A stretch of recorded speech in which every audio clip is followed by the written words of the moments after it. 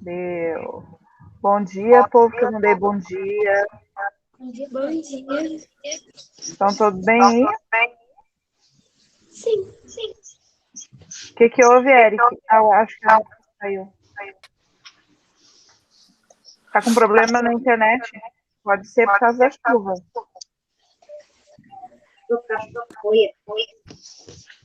Como é que estão se virando nas atividades? Bem? Estão conseguindo? Bem. Difícil? Tudo bem. Bem. Como é bom ouvir isso. Tudo bem, tudo bem.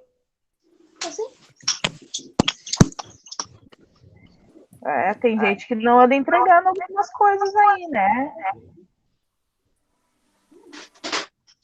Tem gente com preguiça, deixa para fazer depois, e depois vai indo. O que estão entregando é para ficar conseguindo corrigir algumas coisas já. Hoje eu acho que eu já inicio a correção. Se tiver de. O pessoal tem. Deixa eu ver. Acho que o Léo e a Rafa e a Nicole podem desligar o microfone. Tá dando eco. Não vai gravar com eco. Prof, eu faço todas as minhas atividades com a minha vizinha, que é professora. E ainda ela vive aqui na minha casa, ela só vem aqui na minha casa. Que bonito, né? Então, assim, é bom ter um auxílio, né? Mas assim que vocês sentem dificuldades, ou não estão conseguindo, não estão entendendo alguma coisa, sempre perguntem, tá? Seja para esperar até quinta ou mandar lá no particular, mas perguntem, não deixa ficar com dúvida. Ai, será que eu copio? Será que eu não copio? Será que tem que fazer? Será que tem que esperar? Sempre perguntem, tá? Então, hoje a gente vai trabalhar o texto de história, que é a continuação da aula passada. Eu sei que o texto ficou longo, ficou comprido, ninguém precisa sair correndo, quem for copiar, né? Tem gente que imprime, mas quem for copiar não precisa sair correndo para copiar, tem que copiar tudo em um dia. E o texto de geografia com o início de algumas atividades ali, tá? Então não vamos trabalhar a atividade que é de pesquisa. Daí cada um vai fazer a sua, né? E vai procurar as respostas depois lá. Não estão no texto. Alguma coisa, Miguel? Essa aula vai ter matemática? A gente pode conversar sobre matemática depois, se quiser, no finalzinho. Mas a princípio, não. Depois, se tiver alguma dúvida, a gente pode conversar. Tá? Que ótimo, Sora. Sempre quando eu tiver, assim, tem atividade de português, mas a prof não vai trabalhar o português, será que eu não posso perguntar? Não, tem que perguntar. Pode ser no final da aula, pode deixar no chat, prof, eu preciso falar contigo depois. Eu tenho uma dúvida de português, que a gente não ia trabalhar hoje, mas eu tenho. Então, pergunte que a gente depois tenta resolver ela também, tá? Deixa eu procurar o texto aqui.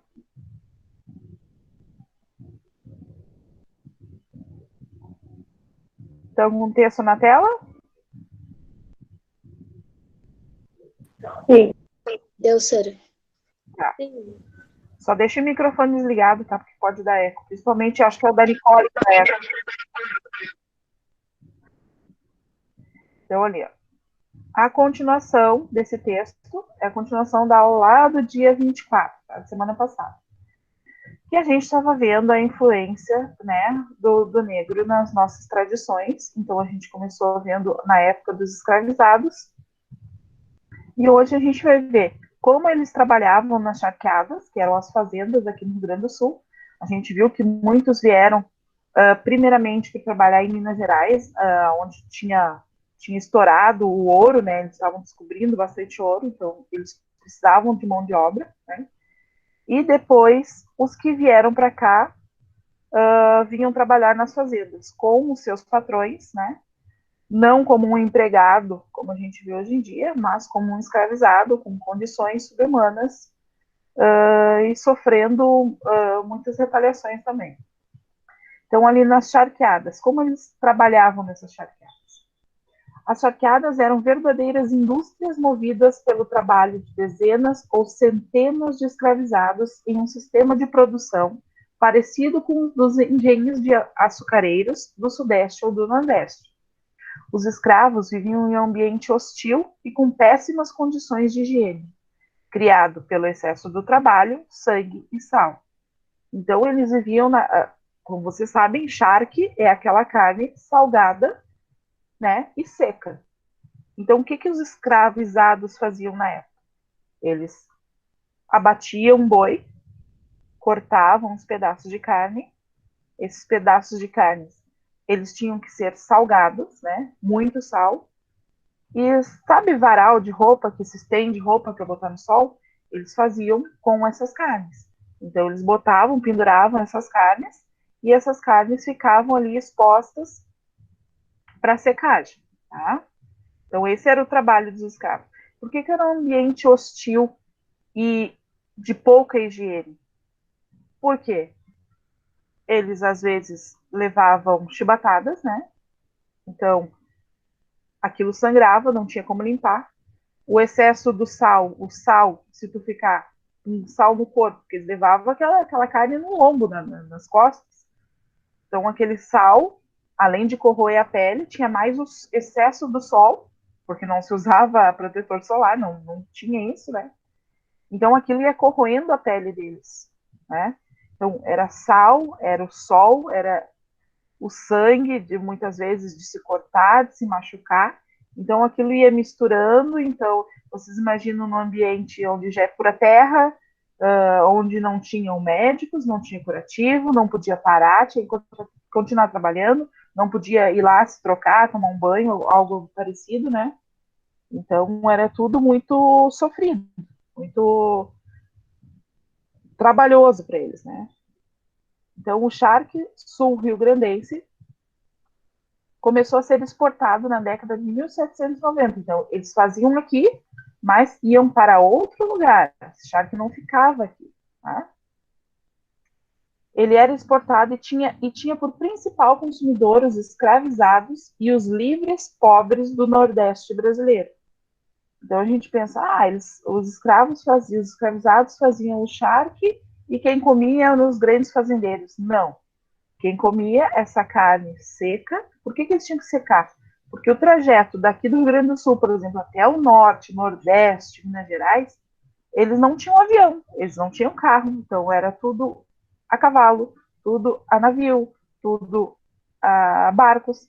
Então era um trajeto comprido de meses e essa carne não poderia estragar, porque como não tinha geladeira, não tinha onde guardar em ambiente refrigerado, em menos de uma hora, essa carne no sol, no ambiente normal, ela poderia estar estragando. Então, eles faziam esse charque, ela secava, né, não tinha mais aquele sangue, aquele líquido dentro dela, e o sal fazia tipo uma proteção para aquela carne. Então, eles conseguiam fazer a exportação dessa carne daqui do Rio Grande do Sul para qualquer outro, né, local, seja do Brasil ou fora dele. Mas nessa época, lá em 1790, quando começou, principal era para servir de alimento aos escravizados e os livres, que naquela época ou tu era escravo ou tu era livre, mas os livres pobres, não os livres ricos, né? Que rico não ia comer uma carne que andou no lombo de um escravo. E durante a maior parte do século XIX foi esse sistema. O principal centro produtor era a cidade de Pelotas, mas havia charqueadas também em Jaguarão, Rio Grande e Porto Alegre. E nessa última, particularmente no distrito de Pedras Brancas, que hoje é a cidade de Guaíba. Ainda tem um bairro que se chama Pedras Brancas em Guaíba. Tá? Ali em Guaíba tinham muitas fazendas, até existe um matadouro, nem sei se já foi destruído, no centro de Guaíba, que serve como referência, bem grande, né? Ele estava em reforma há um tempo atrás, eu não sei se conseguiram permanecer com ele de pé erguido, e ele fazia parte das visitações na época da Farroupilha, porque Guaíba foi um grande centro de reuniões dos farrapos. Isso a gente vai ver depois quando a gente estudar a história deles. Então ali tinham muitas charqueadas, né? E esse charque também ia ser exportado depois. Então, agora, a gente vai ver a influência da cultura negra na nossa cultura. Não só na cultura gaúcha, mas na cultura brasileira em total. Tá? A cultura dos africanos foi trazida para o Brasil há muitos anos pelos escravos vindos de diversas regiões da África. Com o passar do tempo, a população de descendência africana se expandiu e as relações sociais entre os diferentes povos transformaram o país em um território mestiço e rico em diversidade cultural. Quando se diz mestiço, é que se misturou culturas, não só a cultura africana, a cultura portuguesa, dos nossos primeiros colonizadores, a cultura italiana, a cultura alemã, a cultura judaica. Então, o povo brasileiro é uma mistura de culturas, umas mais veneradas, né, como a religião católica, por exemplo, que vem da cultura portuguesa, outras mais escondidas, como muitas coisas que vêm da cultura negra, que vocês vão ver agora que vai falar o texto. Então, a gente é uma mistura de tudo isso, tá? Assim herdamos desse povo sua cultura que se transformou e se adaptou à convivência com outras esferas culturais, como a indígena e a europeia. Europeia, Portugal, Itália, Alemanha. O povo africano nos trouxe uma rica e milenar cultura, que até os dias de hoje se reflete na nossa sociedade. Com o tempo, a arte africana se fundiu com a indígena e europeia. Se fundir é se misturar, tá? Muitas adaptações foram feitas, dando origem a uma arte afro-brasileira. Por que adaptações foram feitas?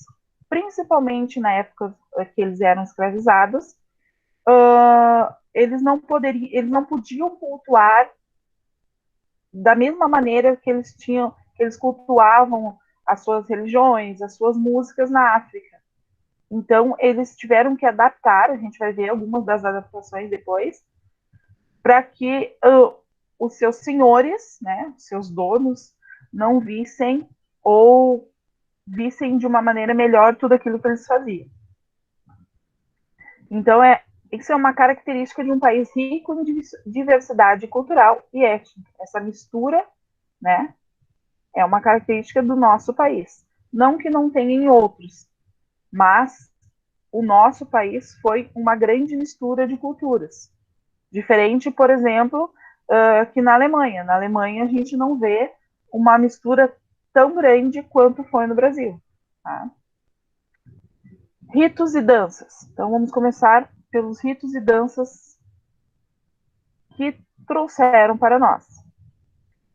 O samba, né? No início do século XX, uma mistura de ritmos africanos, capoeira, batuque e pagodes deu base ao que seria o samba. E com ele surgiram nomes importantes, como Ari Barroso, Noel Rosa, Carmen Miranda, Luiz Gonzaga, entre outros. Eles não criaram um samba. O samba foi adaptado de uma mistura da capoeira, do batuque e do pagode, que já era da cultura africana. Então, o samba não é uma criação brasileira, mas é uma criação, é uma mistura de uma cultura que veio para cá e se adaptou às condições que eles tinham na época. Tanto Ari Barroso quanto Noel Rosa, Carmen Miranda, Luiz Gonzaga, todos já faleceram, né? São pessoas que iniciaram o samba. Quando eu digo samba, não é aquele samba que toca lá na avenida na época de carnaval. O samba mais raiz. Se vocês pegarem um desses nomes e procurarem no YouTube, vocês vão ver que é muito diferente do que o samba que se ouve hoje em dia, que já sofreu várias outras adaptações. Mas o início do samba foi criado, foi revelado por eles. A capoeira. A capoeira é uma mistura de luta, dança e música. Foi inventada por escravos africanos, o que pode ser percebido pelos instrumentos. Se usa o tambor e o berimbau principalmente, pelos ritmos, pelas letras das canções e pela formação em roda e pelo passo de dança. Há atualmente 2 gêneros de capoeira, a capoeira da Angola e a regional. Eu não vou me adentrar na diferença entre cada uma, tá? Hoje a capoeira é praticada por mais de 10 milhões de pessoas em centenas de países do mundo. Ela é considerada um patrimônio histórico nacional. Para ser patrimônio histórico, não precisa ser só uma casa, um objeto. Tudo que for parte da cultura, ele pode se tornar um patrimônio histórico nacional. Dizem, né, a história diz, que a capoeira, inicialmente, né, foi, não digo inventada, mas ela era uma maneira dos escravos poder praticar a sua luta. Como eles não poderiam lutar e o dono deles ver isso e ainda castigá-los mais, eles praticavam a capoeira, porque daí tinha o toque, tinha a música, e durante a luta achavam que eles estavam se divertindo. Então, se vocês verem, não sei se alguém da turma pratica capoeira, né? A maioria como é que eu vou falar para vocês? Dos Eu já passos, pratiquei capoeira. a maioria dos passos são passos de luta, né? Minha vizinha, a filha da minha vizinha faz capoeira. É.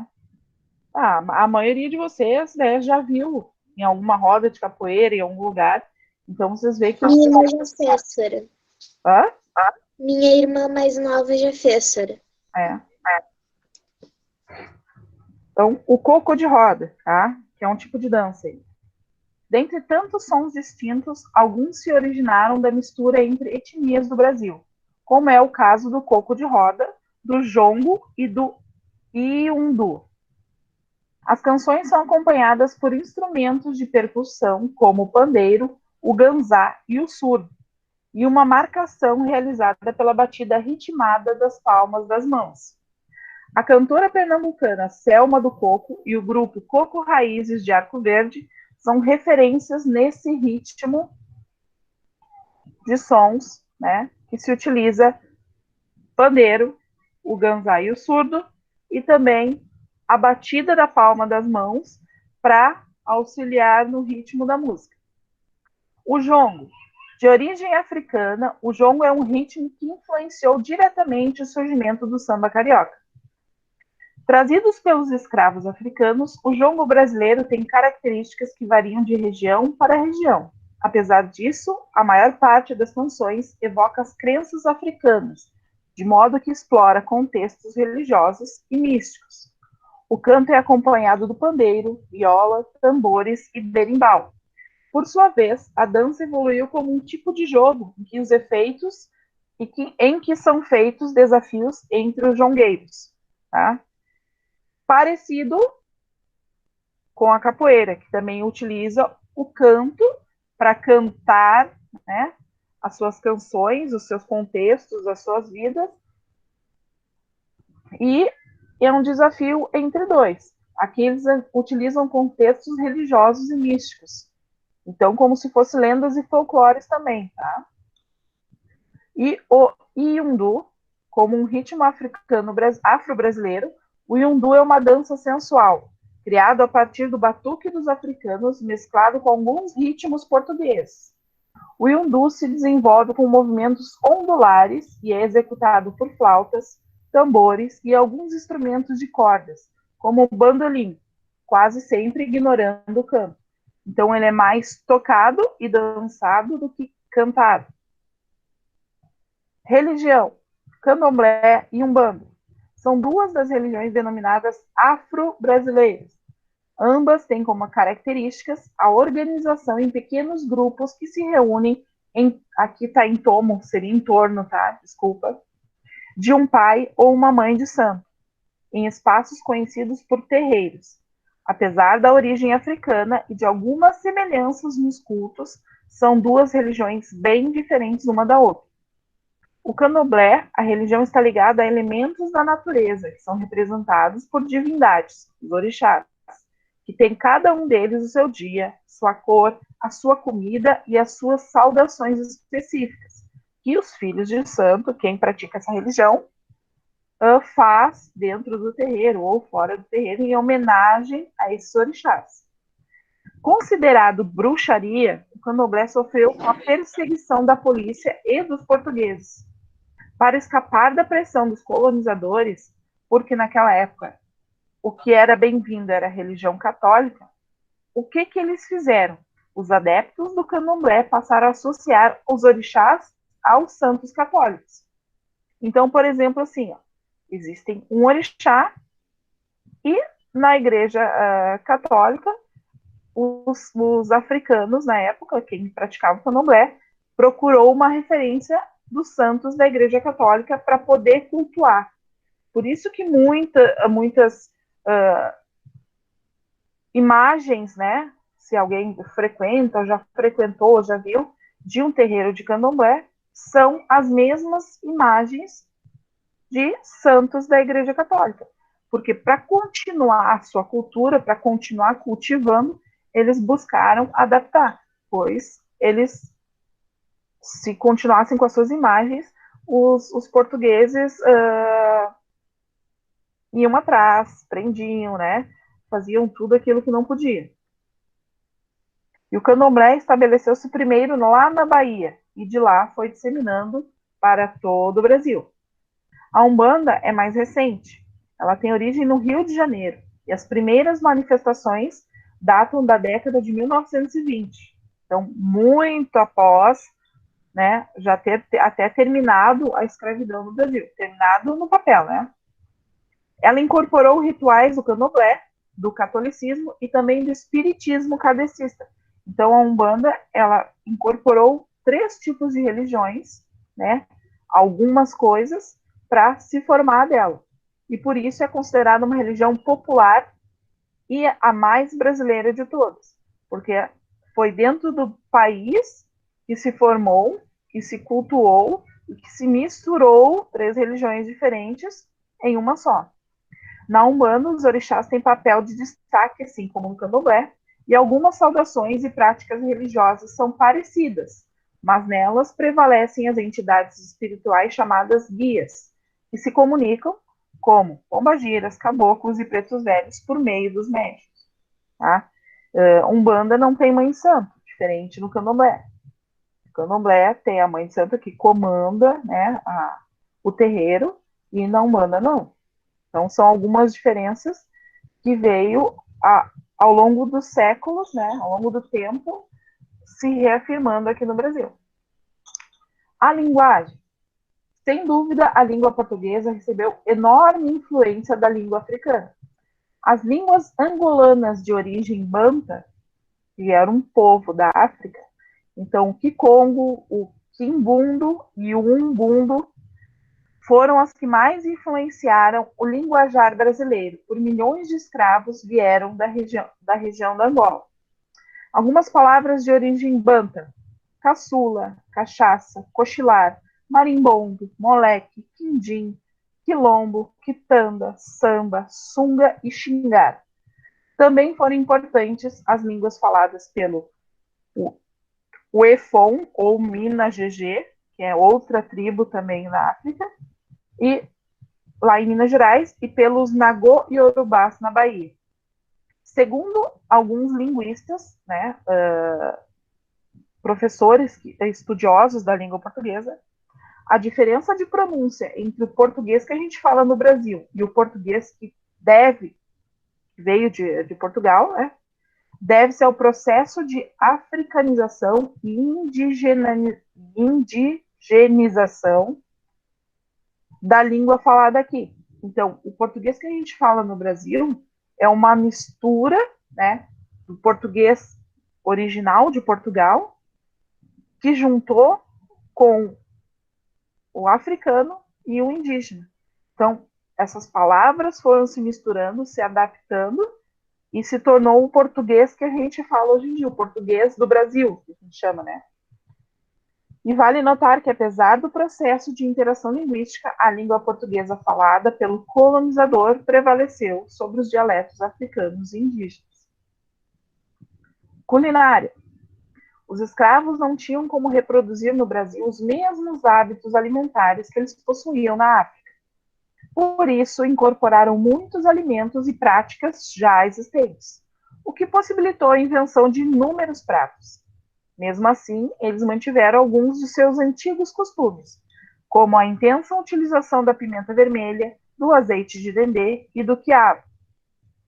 Após a abolição, as comunidades afro-brasileiras mantiveram sua criatividade.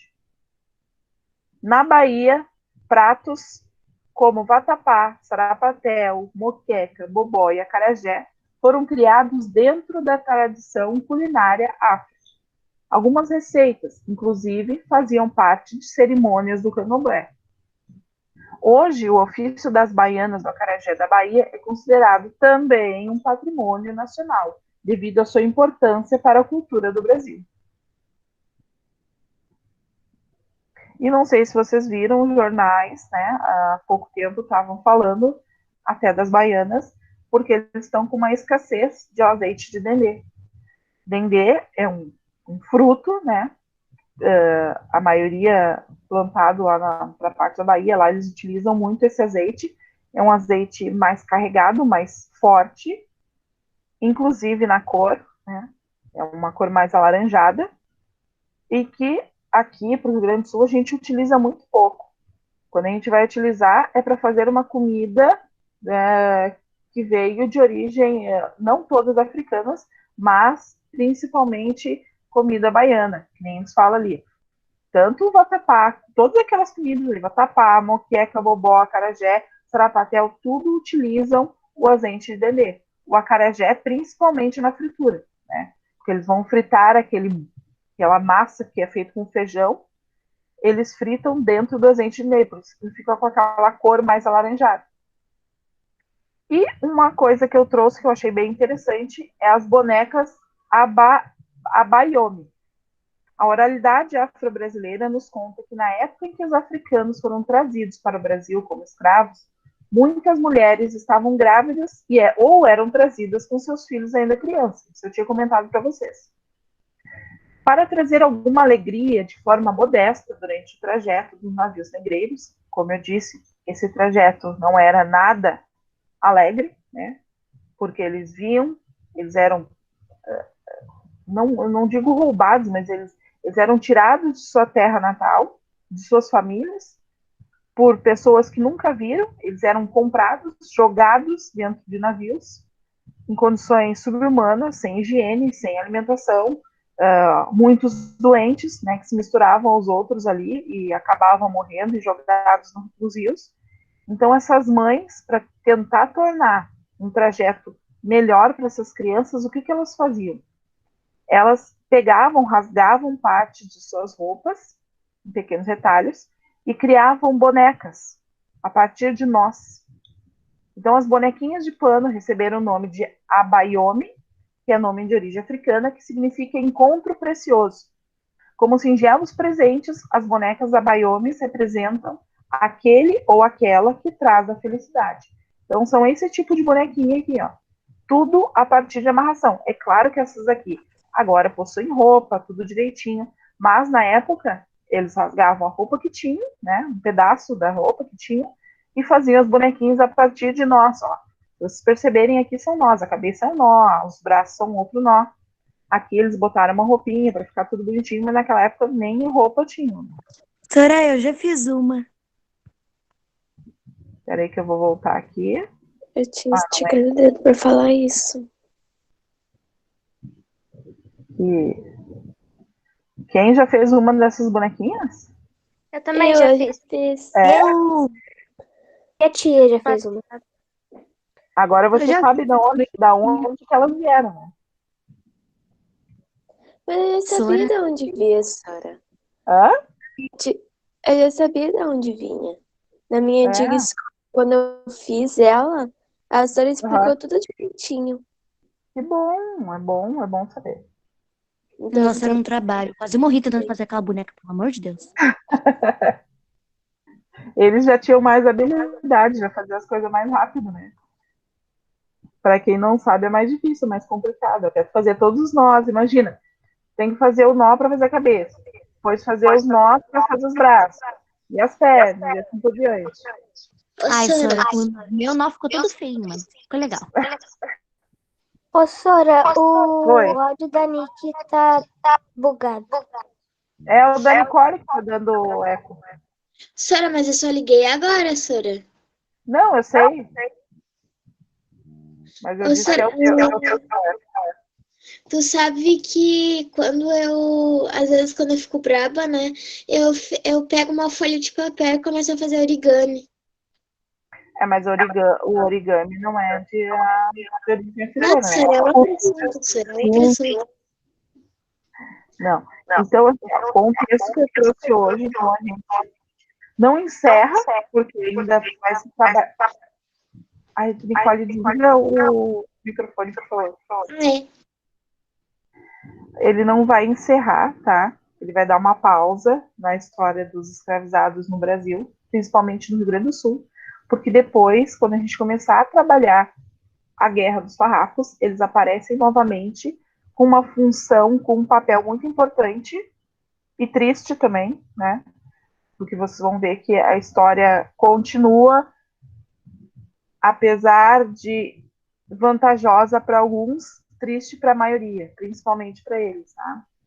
Não vou contar tudo agora, mas a gente vai ver essa parte também. Alguém tem alguma pergunta para fazer de história? Pergunte. Não tem atividade nenhuma para ser feita, era só o texto mesmo e a nossa conversa de hoje. Alguém quer perguntar algo? Pode ser de matemática, Sora? Não. Fala, Laura, queria perguntar alguma coisa? Pode ser de matemática a minha pergunta? Podemos deixar a matemática para o final ali? Daí eu posso abrir até a aula, Ah, tá bom. tá? Só não esquece. Nicole, alguma pergunta? Não. Não? Então podemos passar para a parte de geografia, então? Não vai acabar nunca, Sora. Oi? Não vai acabar nunca. Vamos, depois de geografia, e depois que eu terminar de explicar o que a Laura quer perguntar de matemática. Tô com fome. Nicole, eu.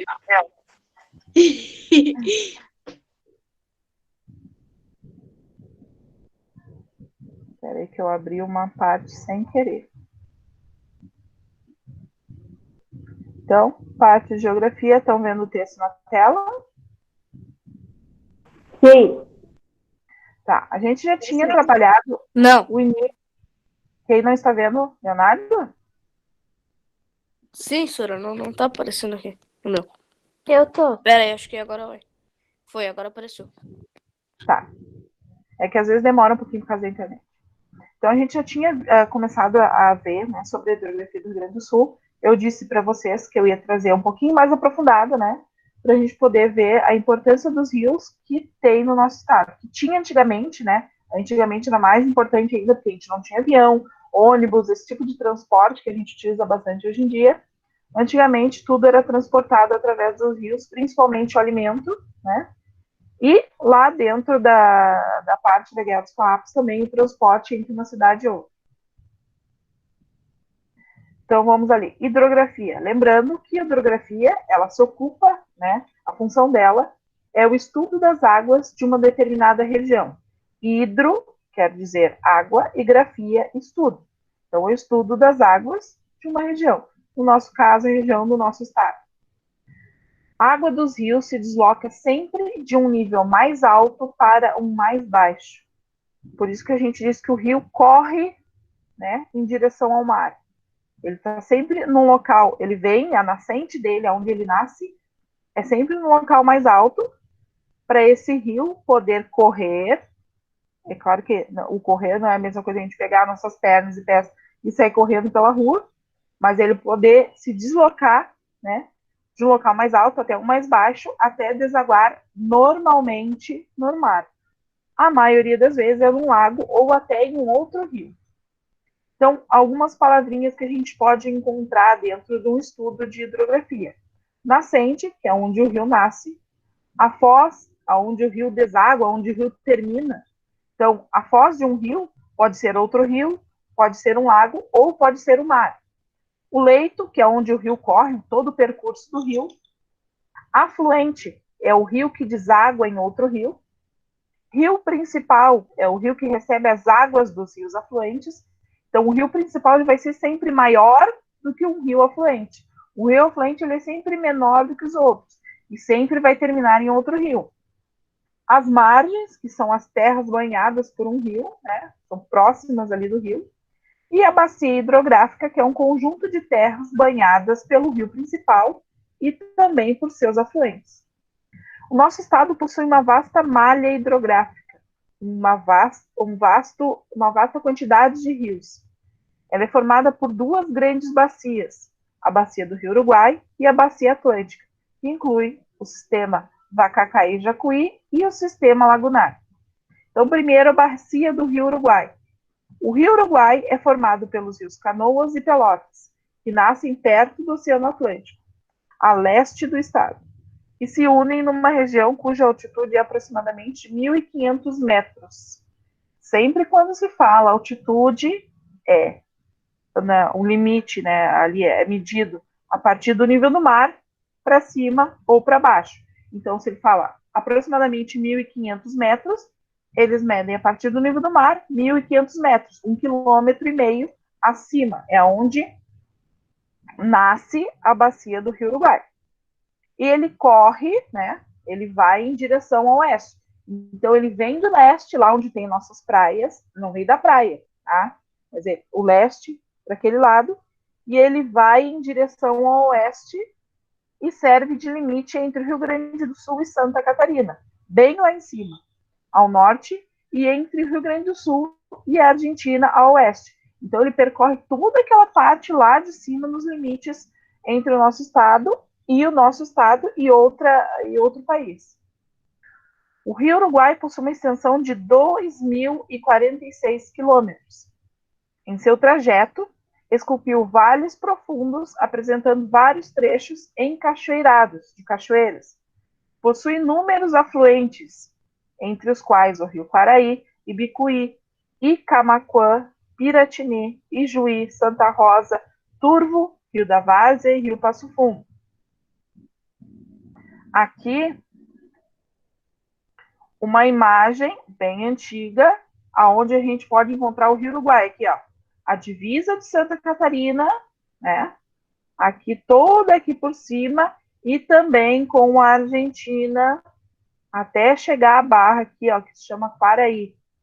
Então toda essa parte aqui o Rio Uruguai percorre.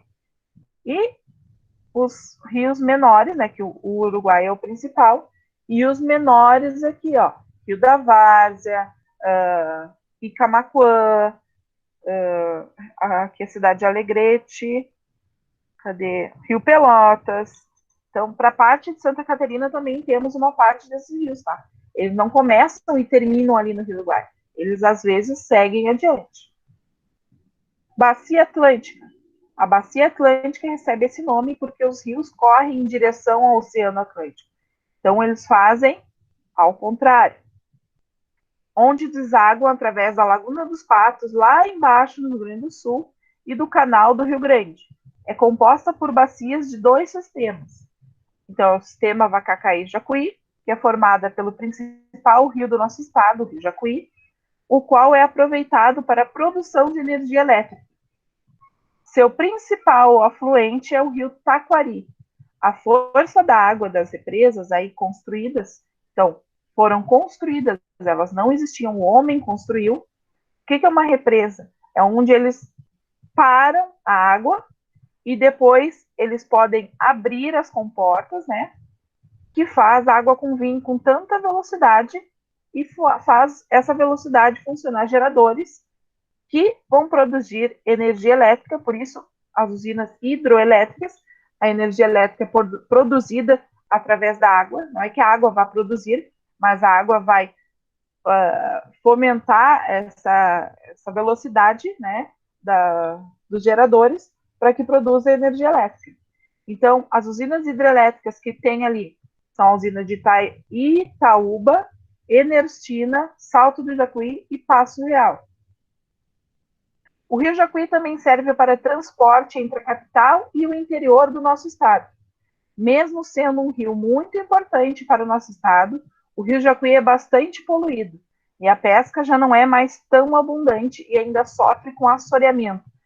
Assoreamento principalmente por causa da retirada de mata da beira dos rios, das margens dos rios, né?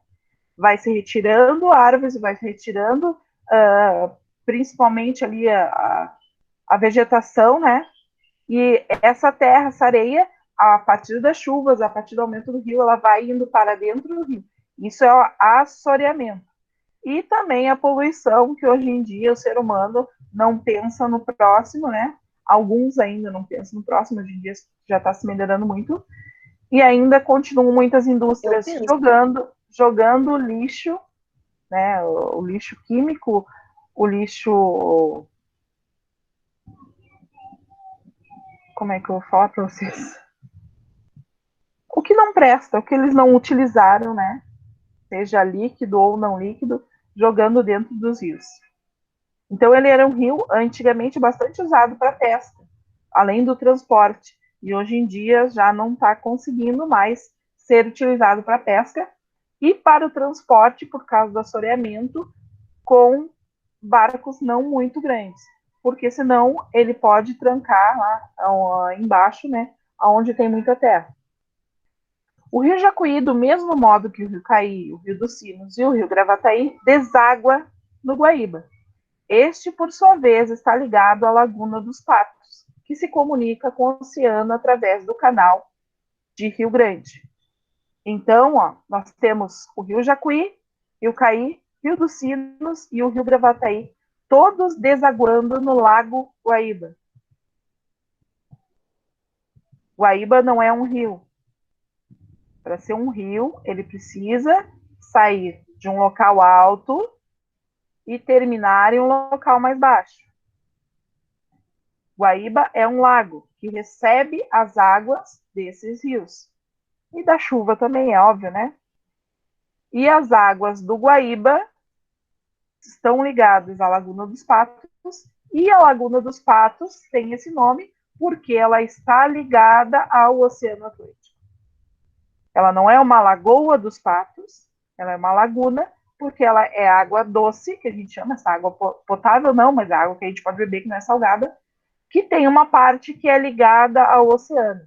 Algumas vezes, quando a laguna está com o nível baixo do rio de água, pode ocorrer do mar, do oceano, adentrar a laguna e misturar as suas águas.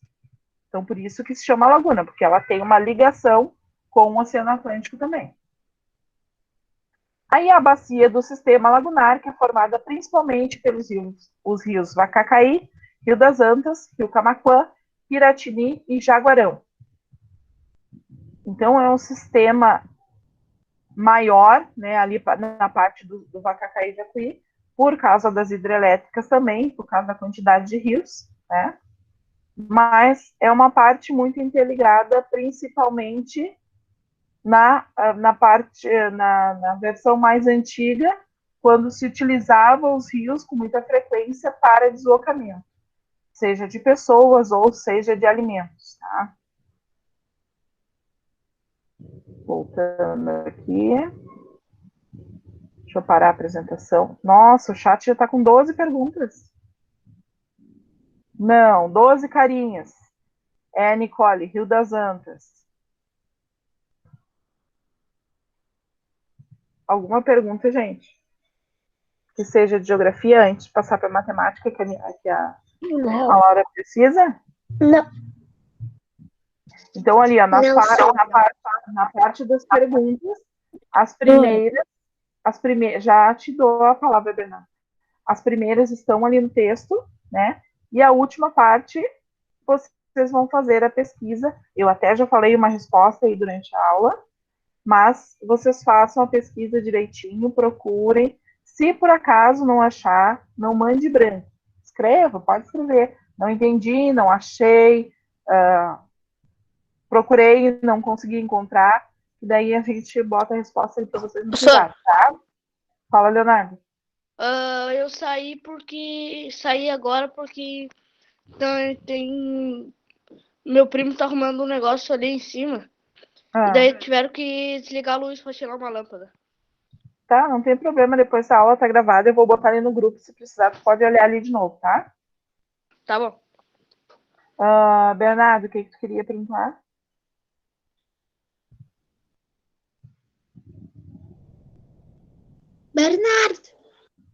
Bernardo dormiu. Eu não queria perguntar nada. Eu perguntei, alguém tinha alguma pergunta? Ele chamou, aí agora não quer perguntar nada. Tá bom, então. Laura, qual é a tua dúvida de matemática, então? Sora, eu esqueci como é que se faz divisão, só que com 2 números. O processo é sempre o mesmo. Mas eu esqueci como é que se faz, Sora. Calma. Se tu tem que dividir 2 números, por exemplo, assim, 120 dividido por 12, isso? 120 dividido por 12? Esses 2 números é o divisor? Sim. Bom, tu vai ali na parte que tu tem que pegar para dividir, tu vai pegar 2 números ou mais. Por exemplo, 120 dividido por 12, eu consigo pegar 12, vai ser números iguais. Mas se eu tivesse, por exemplo, 100 dividido por 12, eu teria que pegar o 10. Como é que eu vou dividir 10 por 12? Não tem como. Eu teria que pegar o 100 total. Então, tu vai ver quantas vezes o 12 cabe dentro daquele número. O processo é sempre o mesmo, com 1, 2, 3, 4, 5 números. Tu vai ver quantas vezes aquele número que está ali para tentar dividir vai caber dentro daquele outro número. Ó, se tu tem 60 para dividir por 15, tem que saber quantas vezes o 15 vai caber dentro do 60. Que no caso seria 4. 4, é. Às vezes dá um número exato, às vezes dá um número aproximado, né? Por exemplo, 58 dividido por 12. Não, vamos botar 57. Quantas vezes o 12 cabe dentro do 57?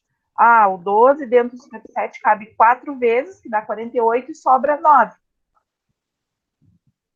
Sim. Se sobrar 9 e não tiver mais nenhum número para te baixar lá do número que tem para dividir, sobrou 9 no final, deixa assim. Tá. Né? Então, assim vai. 9 no final deixa assim. Tá. Até que é bem simples. E aqui esquece, né? E, pessoal, as expressões, não esqueçam, tá? De seguir a regra. Primeiro, com chaves, parênteses, conchetes e parênteses. Sempre nessa ordem. Primeiro o que está dentro do parênteses, chaves, e por último os conchetes. Multiplicação e divisão, soma e subtração. Pode acontecer, das vezes, eu estar usando a regra e lá na parte da... Prof, como é que eu vou fazer? Porque se eu for dividir primeiro, se eu for multiplicar primeiro, a divisão vai dar errado. Se eu for dividir primeiro, vai dar um número com vírgula. Então, faz o que aparecer primeiro. Certo? Ok. Sora, e eu também tava com dúvida porque eu faço curso, né? Aí eles me perguntam aqui quanto é que é 1.391 dividido por 41. Aí eu fico, esqueci. Tu tem que pegar, 41 mil, vamos dizer, 1.391, tá?